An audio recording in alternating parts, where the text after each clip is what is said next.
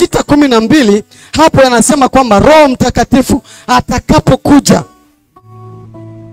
atatuweka atatuongoza kujua ile kweli. Na ile kweli ni kitu gani? Ile kweli ni neno la Mungu ambayo ni Yesu Kristo.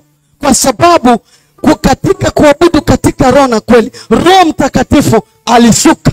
Na Roho Mtakatifu aliposhuka alikaa juu ya kanisa kwa kuweza kuongoza kanisa, kwa kuweza kukutawala na kukuongoza. Kwa hivyo ukipokea Roho Mtakatifu ni lazima pia neno ujue kweli, kweli ambayo ni neno la Mungu ambayo ni Yesu Kristo. Kwa hivyo inatakiwa waabudu wa halisi wa kweli ni lazima wawe na wamejazwa nguvu za Roho Mtakatifu, wakiongozwa na Yesu Kristo ambaye ni kweli na ambaye ndiye neno.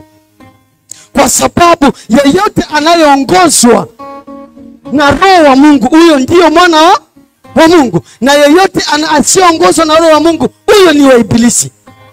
Kwa sababu tulipompokea Yesu Kristo tulifanyika kuwa viumbe vipya. Ya kale yaliisha, yale yote machafu yalitoweka. Na tunapokuwa katika Kristo tutajua misingi, tutajua kweli ni kitu gani ambacho natakiwa kumwabudu. Ni lazima kweli yetu iwe ndani yake. Kweli kweli Yesu anatawala maisha yetu, ama kweli kweli tunaongozwa na Roho Mtakatifu. Tusiwe watu wa kufanya ibada ya kusifu na kuabudu kwa hali ya mazoea.